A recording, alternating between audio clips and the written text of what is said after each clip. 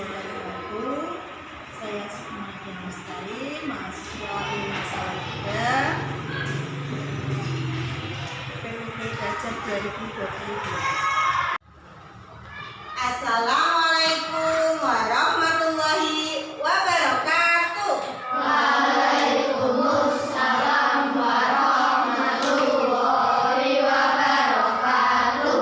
Selamat pagi anak-anak. Pagi. Bagaimana kabar kalian hari ini? Baik. Alhamdulillah. Semoga kita selalu diberi kesehatan. Apakah hari ini masuk semua? Yang tidak masuk siapa ini? Tak cek dulu ya kehadirannya. Alfi Husna Karimah, Ari Sabila Rasyada, Ayu Sulistia, Dinda Sakinatul Nisa. Oh, kenapa? David Eko Pujianto, Fani Roistanti, M. Fabian Maulana, M. Hafid Alwaris, M. Hasanul Ulum, M. Ifat Hababa, M. Khairul Najib. Kenapa? Sakit. M. Khairul Wildan, M. Nurul Zawaid, Maulana Mizanul Marif, Nimas Asempur Wasik, Nindi Afiana Rosa, Nur Afia, Nur Fadia Aulia, Nur Haliri, ya, Salma Karima. Ya, jadi tidak masuk dua anak ya. Semoga yang sedang sakit cepat sembuh. Mari anak-anak kita mulai pembelajaran hari ini dengan berdoa bersama. Silakan untuk ketua kelasnya untuk memimpin doanya. Berdoa mulai. A'udzubillahi minasyaitonir rajim. Bismillahirrahmanirrahim. Asyhadu an la ilaha illallah wa asyhadu anna Muhammadan Rasulullah. Raditu billahi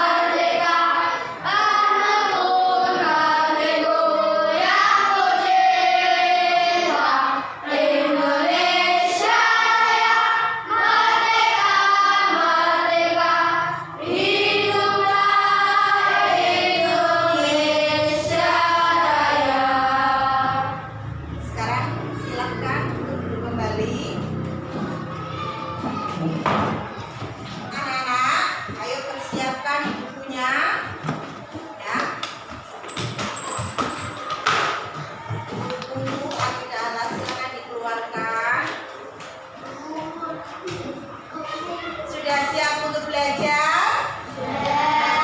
Sudah. Biar belajarnya semangat, ayo kita untuk semangat bersama-sama. Masih ingat untuk semangat? Satu, dua, tiga. Tepuk semangat.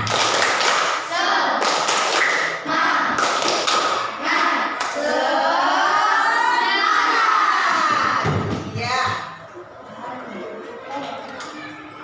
Hari ini kita akan belajar tentang teguh pendirian, ya. Teguh pendirian.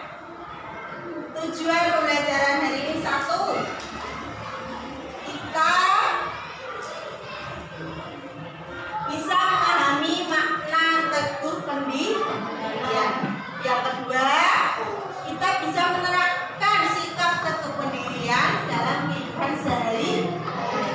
Yang ketiga, kita dapat mengidentifikasi hikmah sikap teguh pendirian. Anak-anak masih ingat materi yang kemarin yang sudah kita pelajari? Materi tentang apa? Ada bertamu. Bertamu itu artinya apa? Berkunjung. Ya. Ketika berkunjung, yang harus kita lakukan itu apa? Sama nih, ketika berkunjung, kalian berkunjung ke rumah saudara, tetangga, harus bersikap baik, ya. Materi hari ini tentang akhlak terpuji yang kedua, yaitu teguh pendirian. Anak-anak, nanti kita akan mengamati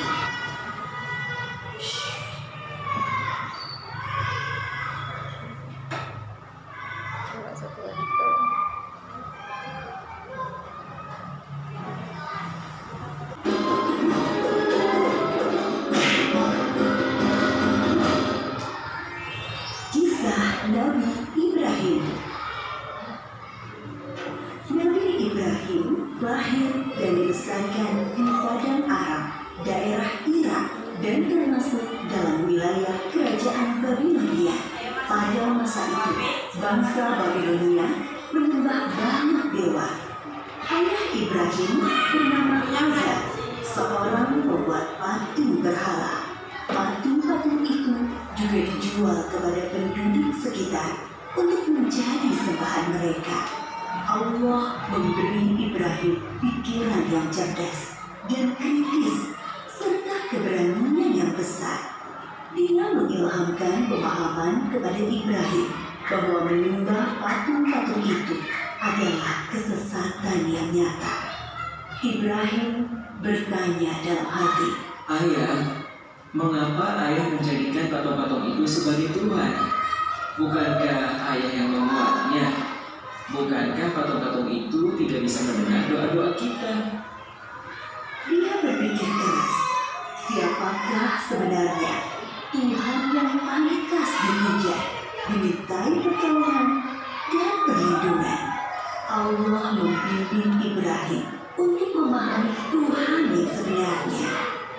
Mula-mula Allah memperlihatkan langit yang penuh bintang bercahaya di malam yang gelap. Ibrahim berkata, "Sungguh indah, inilah Tuhanku." ketika pagi tiba, langit menjadi terang. Bintang-bintang itu pun menghilang. Oh, bintangnya hilang.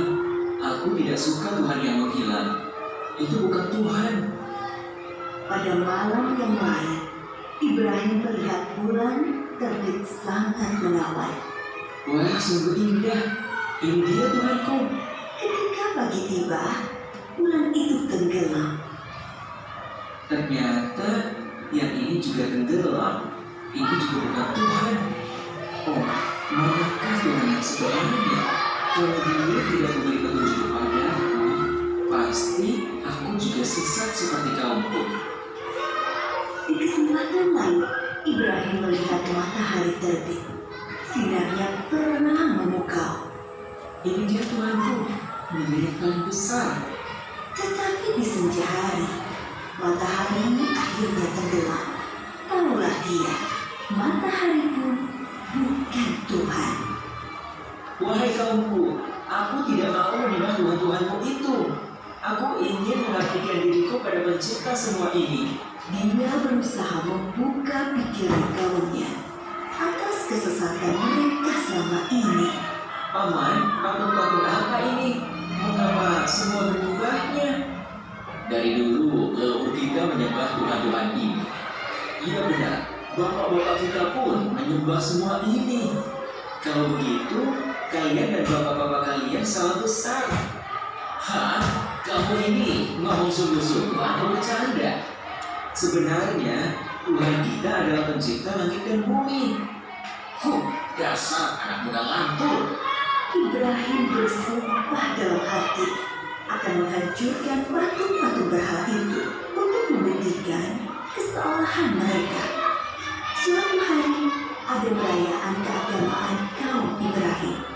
Setelah memberi sesaji kepada berhala, mereka pergi semuanya keluar kota.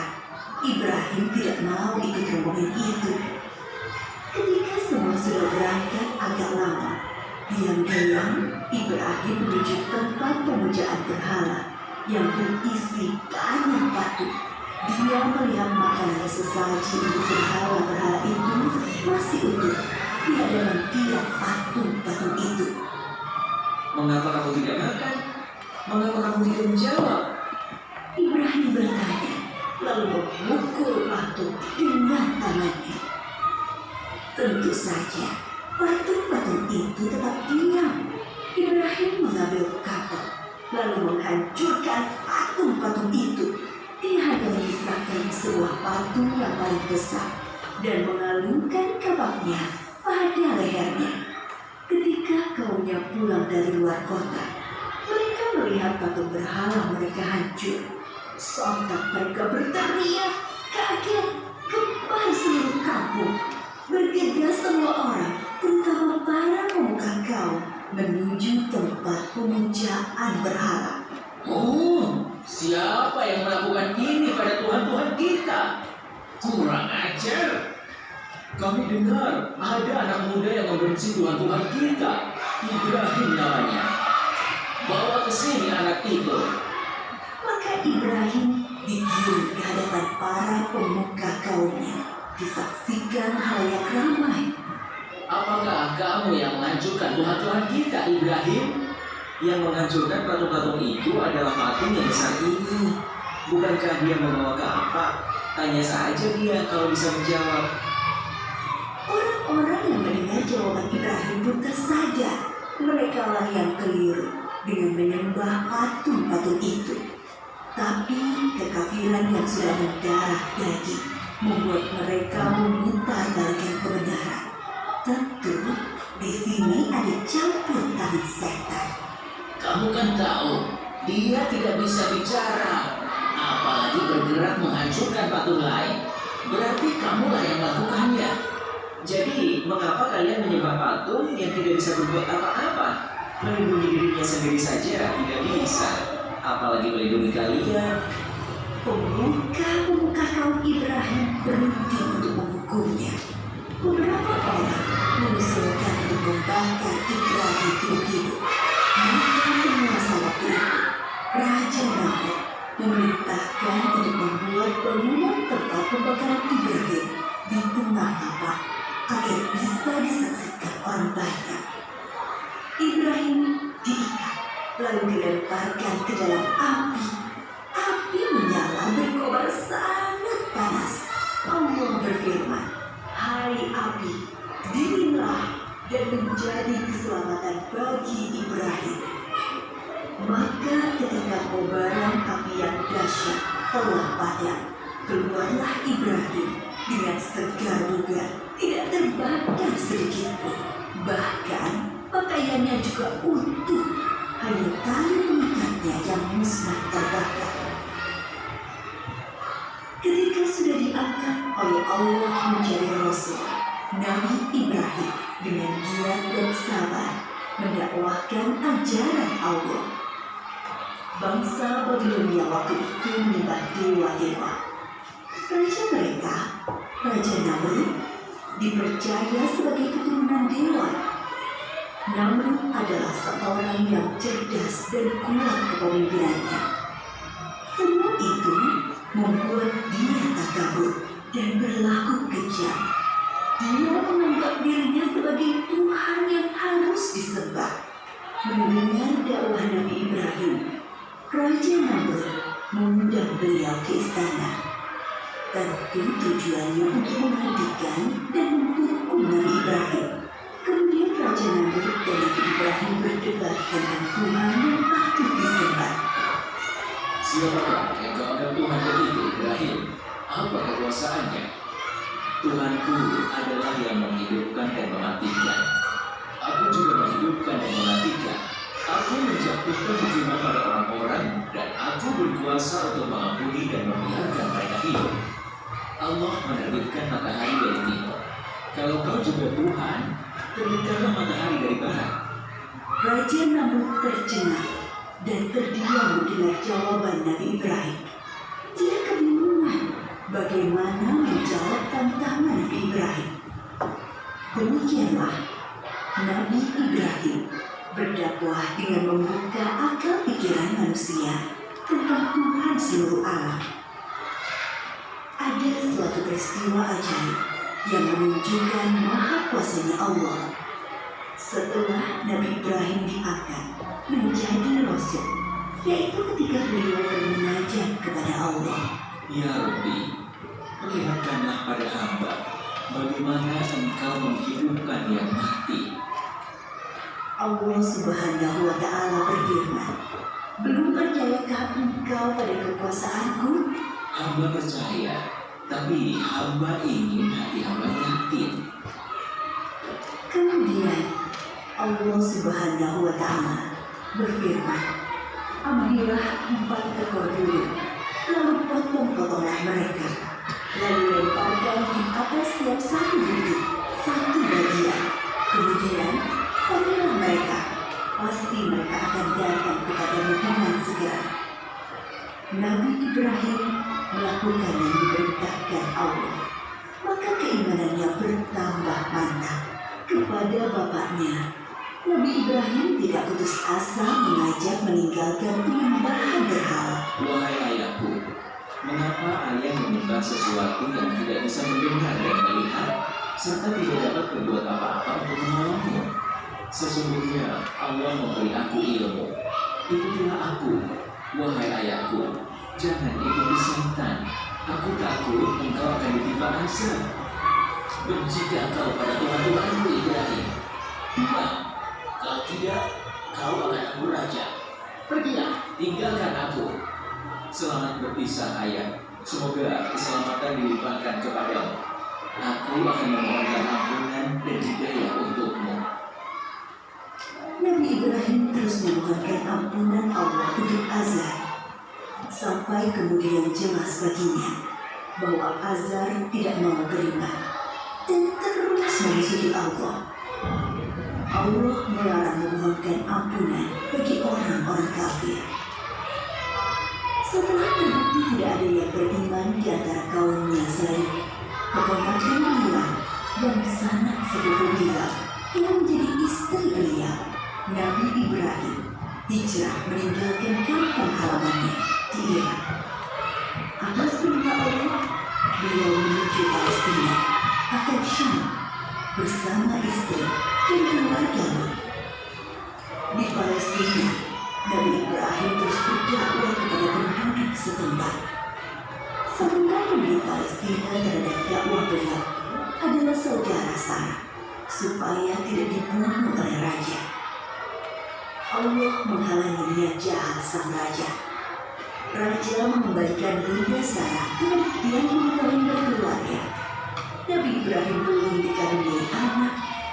Meskipun tak henti-henti beliau berdoa, memohon keturunan, cari dan memahami situasi ini. Kenapa kau biarkan kami sendirian di sini?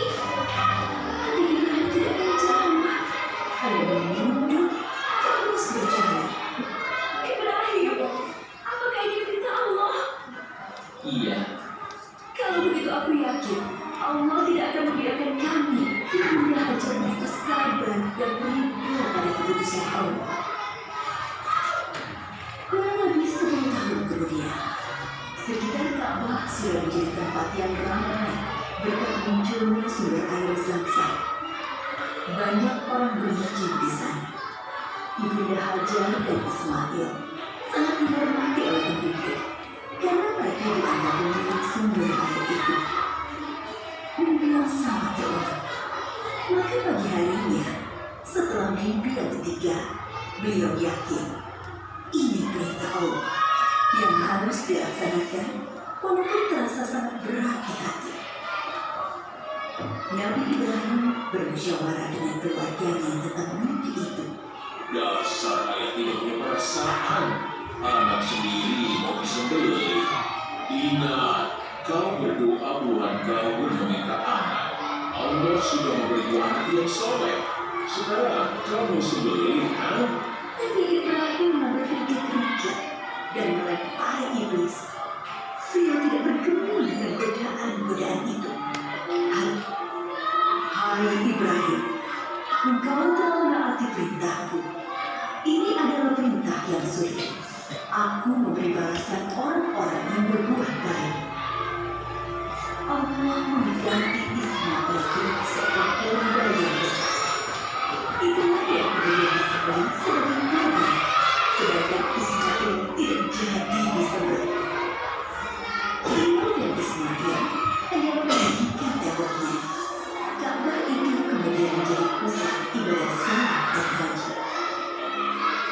Ketika tembok sudah tinggi, Nabi Ibrahim kesulitan membuatnya tinggi lagi di atas jangkauan tangannya. Maka beliau menjadikan sebuah batu sebagai pijakan kakinya. Pada batu pijakan itu membekas tapak kaki Nabi Ibrahim dan menambahkan makom Ibrahim yang bisa disaksikan sampai saat ini. Ketika Ka'bah sudah jadi, Nabi Ibrahim berdoa untuk beliau dan Ismail dan anak keturunan mereka berdua, antara lain supaya diangkat Rasul dari keturunan mereka. Dianggapnya Muhammad SAW sebagai Rasulullah adalah jawaban atas doa Nabi Ibrahim. Nabi Muhammad SAW adalah keturunan Nabi Ismail. Suatu ketika, Nabi Ibrahim sedang berada di Palestina. Tapi di sana ada Lut dan orang-orang beriman. Siksa ini akan menjadi orang-orang yang durhaka. Firman beliau, maka Nabi Ibrahim disebut juga bapak para nabi. Nabi Ibrahim disebut juga sebagai bapak Al-Quran yang pertama mengajarkan bahwa Allah adalah Tuhan semesta alam.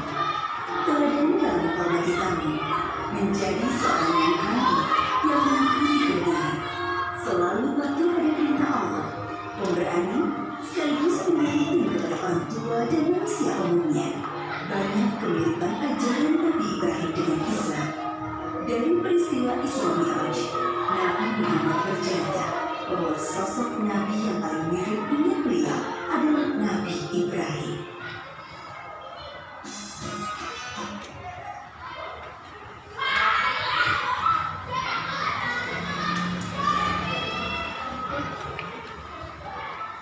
Setelah kalian memahami tadi, bisa ketemukan nanti Nabi Ibrahim alaihissalam, ya. Apa yang kalian temukan dari kisah tadi? Masalahnya apa? Ya. Oh, Nabi Ibrahim diusir oleh ayahnya. Tadi Mas siapa? Mas Wildan, ya. Mengapa Nabi Ibrahim diusir oleh ayahnya? Ayo, siapa yang menjawab? Diusir oleh ayahnya, kenapa? Kenapa kok sampai ayahnya itu mengusir? Kenapa? Karena sudah menghancurkan berhala. Terus permasalahan yang lain apa? Umat Nabi Ibrahim tidak mau menyembah Allah. Yang tadi siapa? Ya?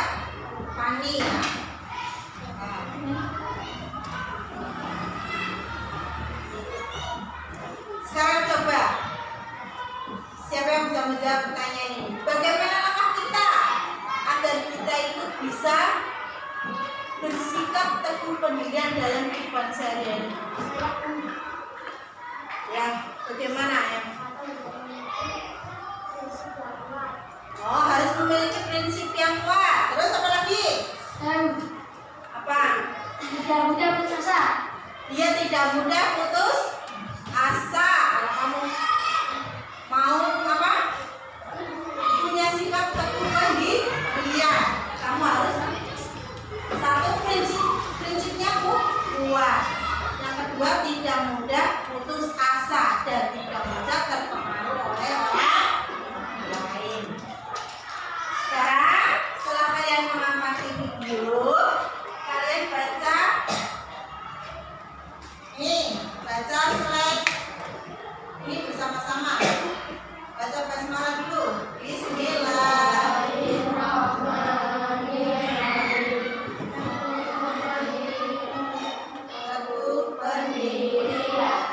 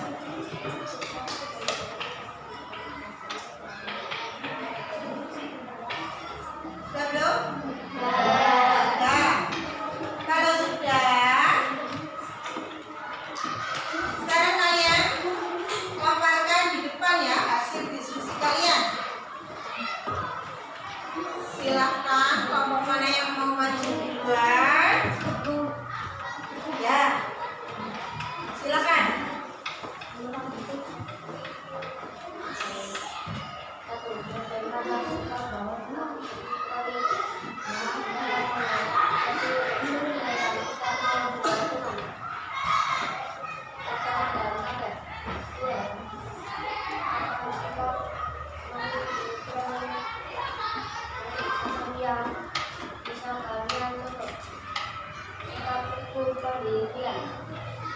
3. Rekan penuh sikap yang mencerminkan keteladanan Nabi Ibrahim. Sampai dalam mengajari umatnya, sampai ketika diusir oleh ayahnya. Bagaimana saya kalian jika ada masalah dengan orang tua diselesaikan dengan baik dan meminta maaf. Bagus. Beri tepuk tangan untuk nomor 1. Ya. Ada yang mau menanggapi jawaban dari kelompok 1? Oh. Silakan.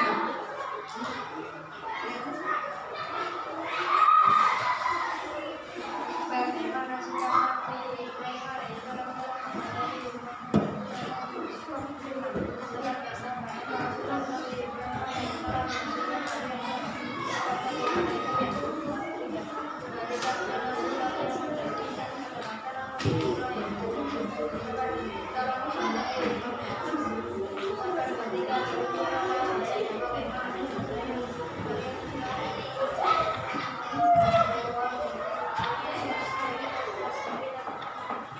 Ya, beri tepuk tangan untuk kelompok 2. Ada yang mau menanggapi jawaban dari kelompok 2? Ada yang mau menanggapi? Sekarang kelompok berikutnya, yang kelompok berapa? Yang mau maju? Kelompok 3 atau 4? Silakan. Ya.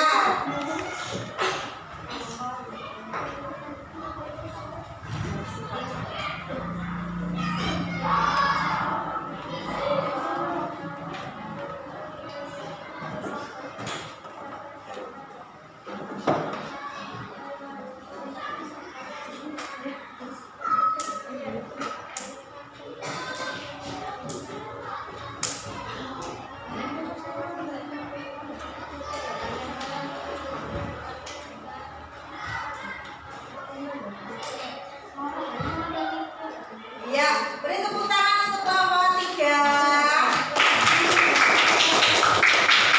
Ada yang mau menanggapi jawaban dari kelompok 3? Sekarang kelompok berikutnya, kelompok 4. Ayo maju, silakan.